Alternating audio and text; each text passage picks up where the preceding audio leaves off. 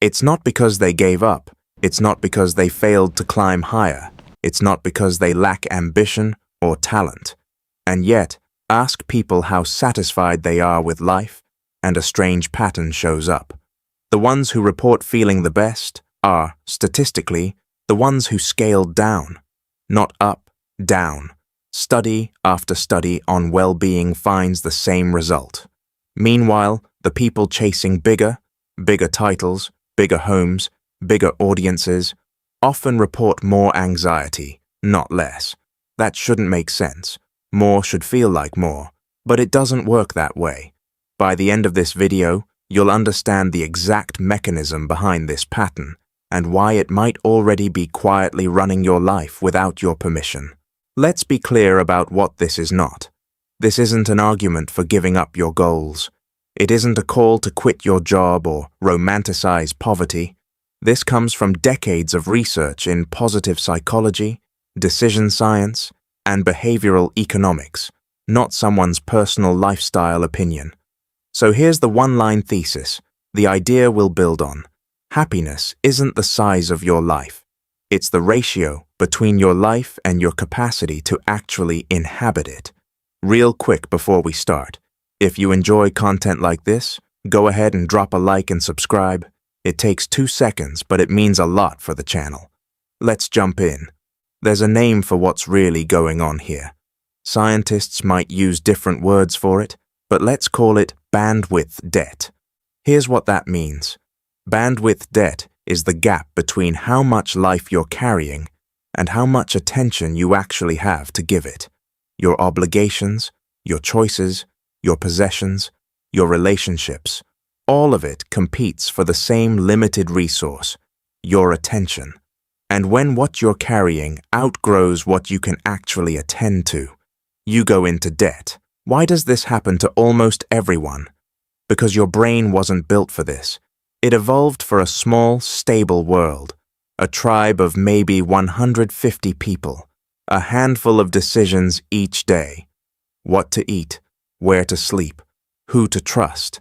That's it. Now think about your life today. Hundreds of contacts, dozens of subscriptions, endless choices at every turn. Your brain is still running old software, but the world around it got very, very big. It's flooding a system that was built for scarcity, so keep this in mind as we go. Every reason we're about to cover is really bandwidth debt, just showing up in a different room of your life. Here's the first place bandwidth debt shows up. Choice. We tend to believe more options make us happier. More choices, more freedom, more happiness. But that's not what the research shows. This is called the paradox of choice, and one study proves it clearly. Psychologist Sheena Iyengar set up a jam tasting table in a grocery store. Sometimes she offered 24 flavors, other times just 6. The bigger table drew more attention. People loved browsing it. But when it came time to actually buy, something flipped. Shoppers who saw only 6 jams were far more likely to buy than those who saw 24. More choices didn't lead to more satisfaction. It led to more hesitation. Now picture a person with 5 income streams, 3 side projects, and a calendar packed edge to edge. From the outside, that looks like a full life.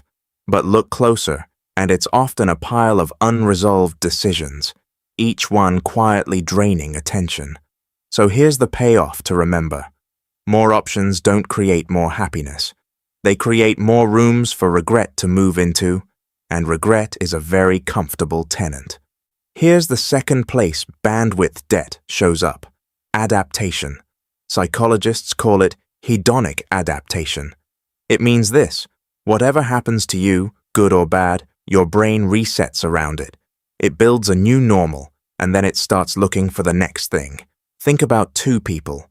One wins the lottery, the other moves into a smaller apartment on purpose. Give it a few months, and something surprising happens. Both of them adapt. The lottery winner gets used to the money. It becomes the new baseline, and there's nowhere left to go but sideways. The person in the smaller space also adapts, but differently. They've left themselves room. Small wins, a sunny afternoon, a good meal, still register because there's space left to notice them. Here's the part that should make you pause. That promotion you're chasing right now? In 18 months, it will feel like nothing. Not because it wasn't real, because your brain will have already moved on, unless you've built a life with room to actually notice it. So remember this, bigness burns through its own reward faster than smallness does. Here's the third place bandwidth debt shows up, comparison. Picture two people. One is an executive with 40,000 followers on LinkedIn. The other has 12 close friends, and not much of an online presence at all. Which one do you think is doing better? Most of us would guess the executive. The research says otherwise. The Harvard study of adult development has followed people for over 80 years. It's the longest-running study on happiness ever done. And after all that time, all that data, the answer keeps coming back the same. The single strongest predictor of well-being isn't wealth, fame, or how many people know your name. It's the quality of your close relationships. So picture two different tables. One is a stadium full of people who know your headline, your job title, your highlight reel. The other is a dinner table with 12 people who know your middle name, your bad days, your real story. Bigness multiplies your audience. It gives you scale. But smallness multiplies your depth, and depth, it turns out, is what your brain was actually built to run on. Now here's a shift worth paying attention to. This one isn't just psychological, it's physiological. It's happening in your body, whether you notice it or not. There's a term for it, allostatic load. That's the cumulative wear and tear on your body from your stress response staying switched on, over and over, for too long. Here's how it works.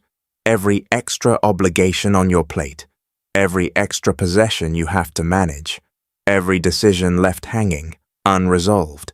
Each one keeps your cortisol just a little bit elevated. Not enough to feel like an emergency, just enough to keep your body quietly on guard.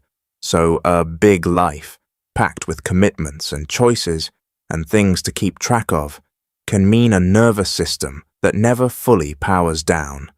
It's like a phone stuck at 10% battery, constantly searching for signal. It never gets the chance to actually rest and recharge. And here's the payoff to sit with. You cannot feel content in a body that is quietly bracing for the next thing. Contentment needs a nervous system that believes, even for a moment, that it's safe to stand down. Let's pause and get one thing straight. This is not an argument against ambition, it's not against growth, and it's not against building something large. Some people genuinely thrive with big, expansive lives. Deep purpose can absolutely exist alongside size. A large life isn't automatically a broken one. So the point here isn't to shrink your life on principle. The point is to notice the cost that every addition carries, instead of adding things on autopilot. Every new project, every new commitment, every new possession has a price tag measured in attention. Most of us never check that price before we buy. Here's the false equation our culture keeps selling us.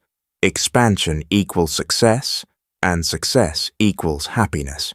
It sounds logical, it feels true, but it breaks down for one simple reason. That equation assumes your capacity is infinite. It isn't. You have a limited amount of attention to spend each day, just like you have a limited amount of money in your account. Past a certain point, each new addition doesn't add value. It subtracts more attention than it gives back, and that's when a bigger life starts to feel smaller. So what do you actually do with all this? It doesn't mean quitting your job. It doesn't mean moving to a cabin in the woods. It means asking yourself a few honest questions and actually sitting with the answers. First, how many of your current decisions did you actually choose? And how many just accumulated, one small yes at a time, until they became your life? Second, when did you last feel a real gain? A win? A bit of good news? A moment of pride? Did you actually get to feel it? Or did it disappear the second your attention jumped to the next thing on the list? Third, look at your relationships. Are they wide or are they deep? A long contact list isn't the same as a person who knows your middle name. Fourth, where in your body are you still bracing, even when nothing is currently wrong? Your shoulders, your jaw, your stomach. The body often knows before the mind admits it. Here's the catch. Finding the honest answer takes slowing down. You have to actually feel your own life for a moment, instead of just managing it from one task to the next. So, back to where we started. Why do the happiest people live small? Not because they lacked ability, not because they lacked opportunity. It's because somewhere along the way, they made a trade-off. Most people never consciously choose. Less choice overload, slower adaptation, so gains actually last. Deeper relationships instead of wider networks. A nervous system that finally gets to rest. So no, they're not smaller because less is somehow better on its own. They're smaller because that smallness made room. Room for the things that actually mattered to finally be felt. If you enjoyed this psychology deep dive, don't forget to like, comment with your thoughts, share this video, and subscribe for more insights into the human mind. See you in the next one.